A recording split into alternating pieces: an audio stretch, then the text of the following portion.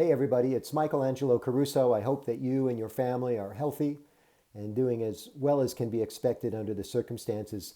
These are unprecedented times, and businesses are scrambling to make a good use of this time, adapt other ways of communicating, and even stay productive if they can.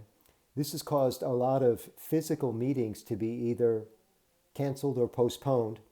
But more than anything, I think we're seeing this shift from physical meetings to online presence, ways that people can do online meetings in various platforms and still maintain some semblance of the business of the day.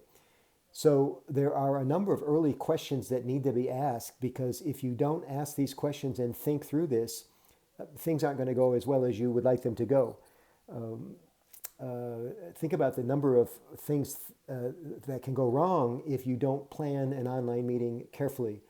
Your attendance doesn't meet expectations. I'm supposed to do an event for a local district conference. It's a Toastmasters group, actually.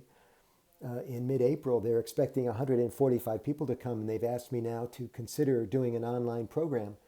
And one of the questions I asked them is, are you expecting 145 people or fewer to attend? Because the odds of getting everybody who is going to come to the conference to show up online at a given time that is not pre-approved by everybody may be, in fact, a pipe dream.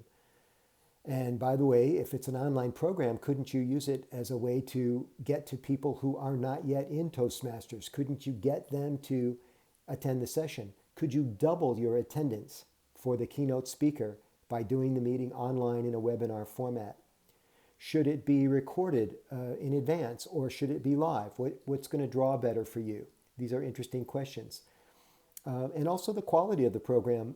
Just because you have a physical meeting and you move that physical meeting to an online meeting doesn't mean that it should contain all of the bells and whistles that you do in a live session. Maybe this is your chance to do away with some of the 3Ps, the policy, protocol, and procedure that normally accompanies physical meetings. All good questions, I think.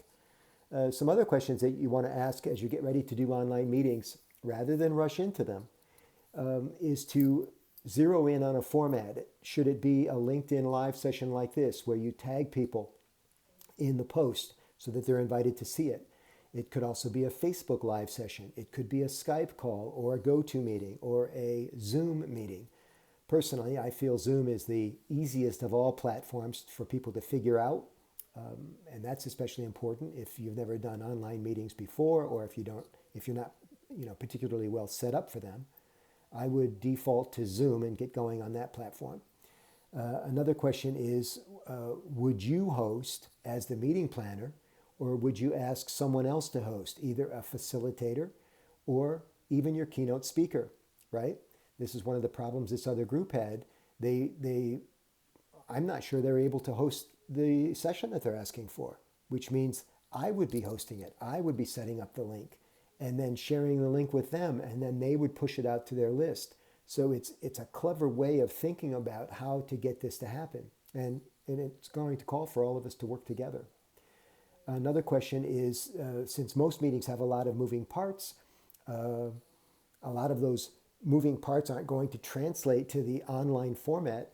Just because you normally meet for an hour doesn't mean people are going to stay with you in the video format for an hour, right? So what is the optimum length of time for an online meeting? It's an interesting question. Another question is, would you record the meeting? Is it even going to be good enough to record so that you can share it with other people in the future? It's not an easy question to answer. Probably best to always record, and then you at least have the option of using it later on. Another question is, how will you notify attendees of the session? Would you depend on email to send them the link? If you host a Zoom call, for example, you would have to create the link, then record the call, right? And then send out the link of the recording somehow to people, right? You can, of course, post video to YouTube, but now it's either public or private. If it's private, you have to invite the people to attend. So it really does help to think through all of these questions, and that way you're not wasting your time when it's time to go live. You really are doing a professional version of whatever it is that you'd like to present. Finally, and perhaps most importantly, take it from somebody who knows. I've done over 2,000 live presentations on 5 continents and in 49 of the 50 states. I also run a Present Like a Pro online speaker training program, and I have over 100 hours of video in the membership site for this class. So I've done a lot of live and I've done a lot of online meetings, and it is at least 5 times harder to get engagement in online sessions. At least 5 times harder. Now, there are strategies for getting that engagement, but these are the types of things that you want to think through before you commit to an online platform and possibly embarrass yourself and your business and your brand when you hold these online meetings. So I hope these questions have been helpful to you. It's far more than I can cover in the length of time allowed on LinkedIn videos. If you'd like to learn more about these strategies, you can join my free Present Like a Pro group on Facebook. And of course, I have a YouTube channel where I'm sharing tons of quality information as well. And you're welcome to subscribe to that channel. Be sure to click that silver bell so that you're notified of new videos when they're posted. Best of luck during these unprecedented times, and we will all be back.